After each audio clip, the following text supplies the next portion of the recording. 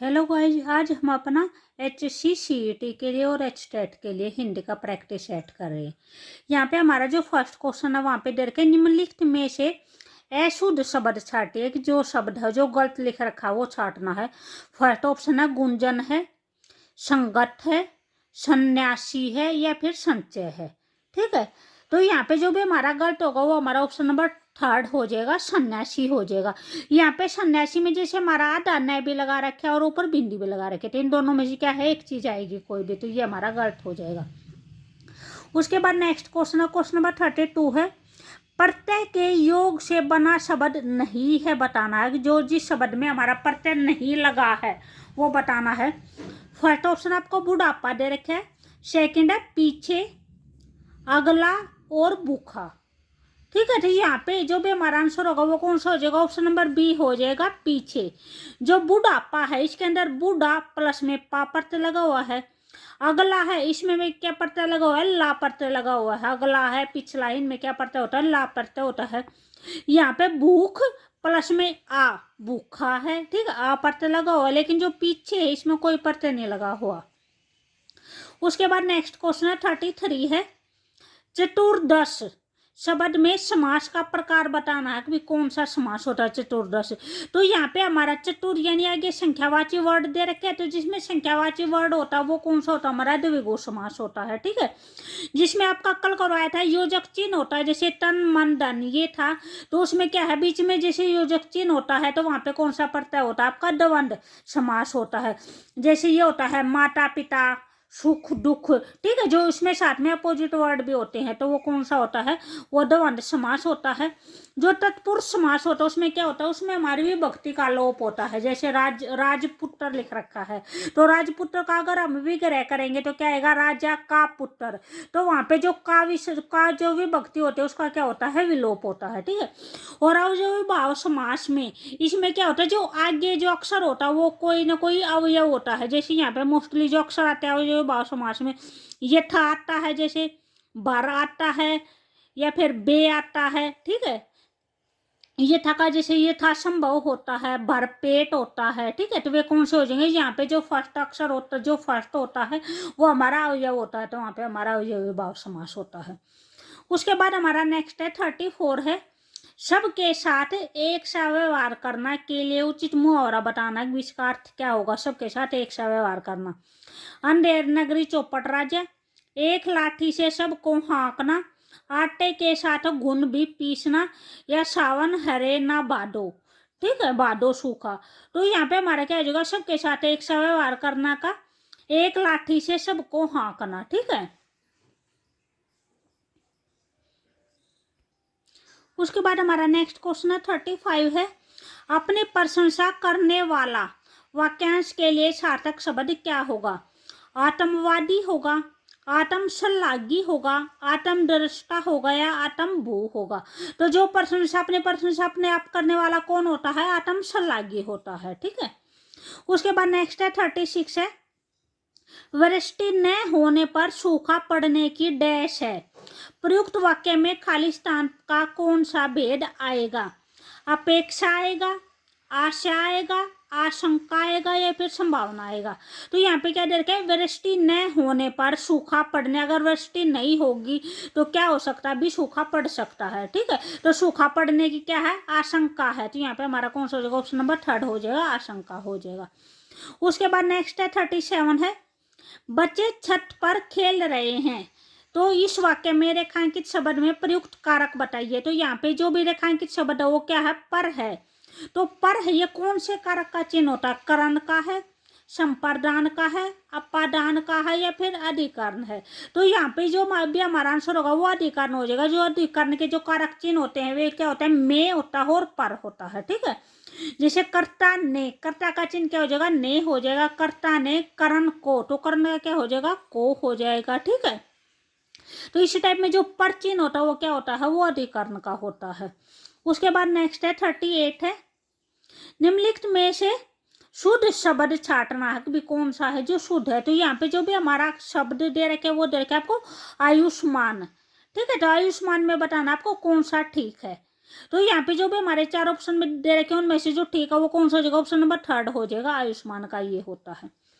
उसके बाद है 39 है, मीठा शब्द से हमें क्या बतानी है, जातिवाचक संज्ञा बनानी है। एक मीठा शब्द में हम क्या प्रत्यय लगाए कि वो जातिवाचक संज्ञा बन जाए। फर्स्ट है आस प्रत्यय लगाने से जैसे मिठास हो जाएगा, आई प्रत्यय लगाने से मिठाई हो जाएगा, पन प्रत्यय लगाने से मीठापन हो जाएगा, या उपरोक्त सभी।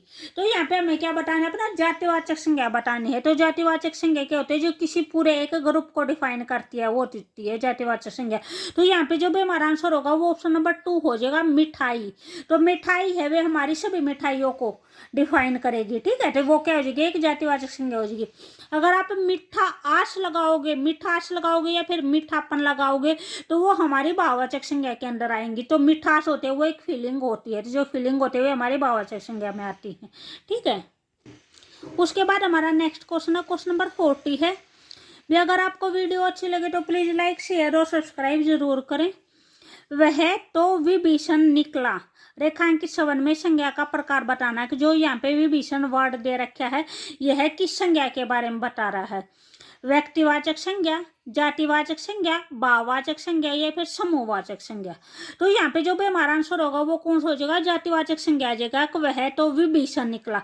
तो यहाँ पे जो विभीषण डिफाइन कर रहा है वो यानी ऐसे व्यक्तियों के बारे में डिफाइन कर रहा है जो अपने यानी भाई से जो धोखा करते हैं, ठीक है। तो यहाँ पे जो वर्ड हो जाएगा ये किसके लिए हुआ है, ये जातिवाचक संज्ञा के लिए हुआ है।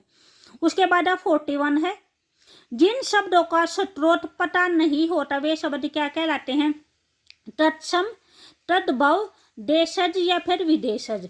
तो यहाँ पे हमारा आंसर कौन सा होगा, ऑप्शन नंबर 3 आ जाएगा। देशज शब्द वे होते हैं जिनके स्रोत का हमें पता नहीं होता।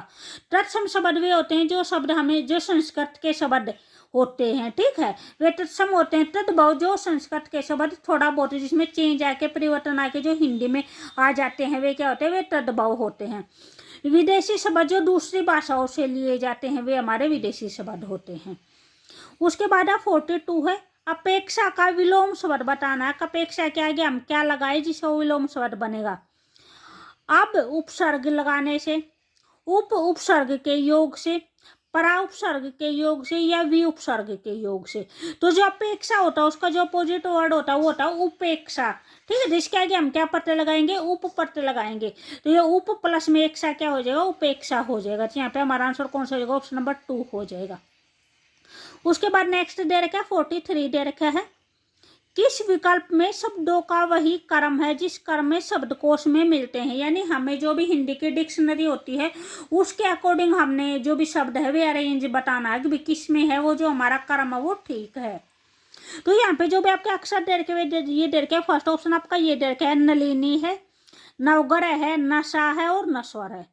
यहाँ पे जैसे खड़ाऊ है, खरोच है, खमेरा है और खल है। चंद्रहास, चकोरी, चकांक, चक्का ये दे रखे हैं। तो यहाँ पे जो भी हमारा आंसर होगा वो ऑप्शन नंबर ए हो जाएगा। जैसे इसमें है सबसे पहला अक्षर जैसे न है, यहाँ पे भी न है, यहाँ पे भी न है और यहाँ पे भी न है, यानी चारों में न है। उसके बाद जो भी नेक्स्ट देखेंगे तो नेक्स्ट में जैसे यहाँ पे है यानी जो भी हमारा जैसे ये है, रे है, ले है, वह है, ठीक है। ये आता है तो यहाँ पे क्या दे रखा है, जैसे इन्होंने दूसरा सेकेंड अक्षर ले दे रखा है तो ये ले है। ले के बाद क्या है, वह आता है तो यानी ये ले के बाद ही दे रखा है वह, ठीक है। फिर ये रे ले उसके बाद क्या आता है, फिर जैसे श के अक्षर आते हैं तो फिर इसमें क्या दे रखा है, सही दे रखा है। और जो आधा अक्षर होता है वो हम सबसे लास्ट में लेके चलते हैं, ठीक है। कोई भी आधा वाला होगा उसको हम लास्ट में लेके चलेंगे।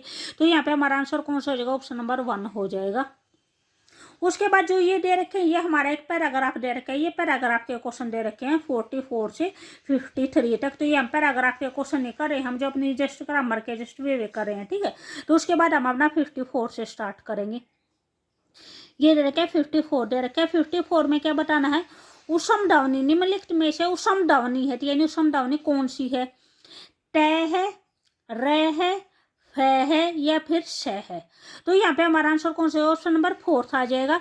जो समडावनी है समडावनी के अंदर क्या आते हैं, ये अक्षर आते हैं श और है, ये आते हैं समडावनी के अंदर, ठीक है।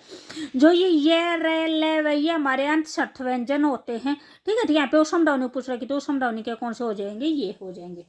उसके बाद नेक्स्ट है 55 है, यहाँ पे दे रखा है जरा और जरा। जैसे जो ये जरा है ये तो हमारा सिंपल है, इसके नीचे ये हमारा डॉट। जो सेकंड वाला जरा है इसके नीचे डॉट लगा रखा है, यानी दोनों में सिर्फ ये डिफरेंस है। तो इनका अर्थ बताना है कि भाई इनका अर्थ क्या होगा। भी थोड़ा है बुढ़ापा है, या सेकंड ऑप्शन है कुछ थोड़ा है, थर्ड है बुढ़ापा है और थोड़ा है, और फोर्थ है थोड़ा और कुछ है। तो यहाँ पे जो भी हमारा आंसर होगा ऑप्शन नंबर थर्ड हो जाएगा। यानी जिसके नीचे डॉट नील होता है उसका तो मीनिंग बुढ़ापा होता है, जिसके नीचे डॉट होता है उसका मतलब क्या होता है, थोड़ा होता है। ठीक है, उसके बाद नेक्स्ट है 56 है। 56 में है आभूषण का पर्यायवाची शब्द नहीं है, वो बताना है। अलंकार है, विभूषण है, भूषण है, हार है। तो यहाँ पे है, यहाँ पे ये जो चारों के चारों है वे चारों आभूषण के पर्यायवाची होते हैं। ठीक है, उसके बाद नेक्स्ट है 57 दे रखा है तद्रूप का संधि प्रकार बताना है कि किस प्रकार की संधि है। स्वर गुण संधि है, स्वर यन संधि, यानी ये स्वर संधि के भेद होते हैं, गुण संधि यन संधि। ठीक है, तो इसलिए लिख रखा है स्वर गुण है, स्वर यन है, या व्यंजन संधि है, या फिर विसर्ग संधि है। तो अगर हम अपना तद्रूप का अगर संधि विच्छेद करेंगे तो हमारा क्या हो जाएगा, तत् प्लस में रूप हो जाएगा। ठीक है, जो तत् होता है उसके नीचे भी क्या लगा रखा है, विसर्ग लगा रखा है, यानी इसके अंदर ए है वो नहीं है, तो ये जस्ट अकेला तय है। तो यहाँ पे ये तय है ये भी व्यंजन हो जाएगा, और यहाँ पे ये रह है तो ये भी हमारा व्यंजन हो जाएगा। तो जिस टाइम पे दो व्यंजन इकट्ठे होते हैं वहां पे कौन सी संधि होती है, व्यंजन संधि होती है। तो यहाँ पे हमारा आंसर कौन सा हो जाएगा, ऑप्शन नंबर थर्ड हो जाएगा, व्यंजन संधि। उसके बाद नेक्स्ट है 58 है बे उपसर्ग का प्रयोग कहाँ है जो अनुचित है, यानी कहाँ पे है जो गलत कर रखा है, यानी वहां पे यूज नहीं होना चाहिए था, जो एक्स्ट्रा है। बेफिक्र है, बेफिजूल है, बेचारा है, या फिर बेरोक टोक है। तो यहाँ पे जो भी हमारा आंसर होगा ऑप्शन नंबर 2 हो जाएगा, बेफिजूल हो जाएगा। ठीक है, नेक्स्ट 59 दे रखे है निम्नलिखित में से अशुद्ध वर्तने वाला शब्द चयन करना कौन सा है जो अशुद्ध है, गलत है। इधर क्या उद्दहन दे रखा है, उद्वत दे रखा है, उद्घोषित है, और उद्भव है। तो यहाँ पे जो भी हमारा गलत होगा वो कौन सा होगा, ऑप्शन नंबर सेकंड हो जाएगा। जो हमारा गलत है वो उद्वत, इसको हम कैसे लिखते हैं, ऐसे लिखते हैं इसको हम। ठीक है, तो इसका मतलब क्या होता है, उभरा हुआ होता है। उसके बाद नेक्स्ट है ये हमारा लास्ट क्वेश्चन है, क्वेश्चन नंबर 60 है। भी अगर आपको वीडियो अच्छी लगी तो प्लीज लाइक शेयर और सब्सक्राइब जरूर करें। और मैंने हिंदी का इससे पहले भी प्रैक्टिस सेट करवा रखा है, वो भी जाके एक बार जरूर देखना। ये है लास्ट क्वेश्चन, क्वेश्चन नंबर 60 है जिस पर किसी का उपकार हो वाक्यांश के लिए निम्नलिखित में से उपयुक्त शब्द कौन सा होगा। जिस पर किसी का उपकार हो तो उस आदमी को क्या बोलेंगे, उपकारी बोलेंगे, उपकृत बोलेंगे, कृतज्ञ बोलेंगे, या फिर परोपकारी बोलेंगे। तो जिस पर किसी का उपकार हो उसको क्या बोलते हैं, उसको उपकृत बोलते हैं। और जो उपकार करने वाला होता है उसको क्या बोलते हैं, उसको उपकारी बोलते हैं। जो उपकार को माने वो कृतज्ञ होता है, और जो उपकार को ना माने वो क्या होता है, वो कृतज्ञ होता है। ठीक है, ओके बाय।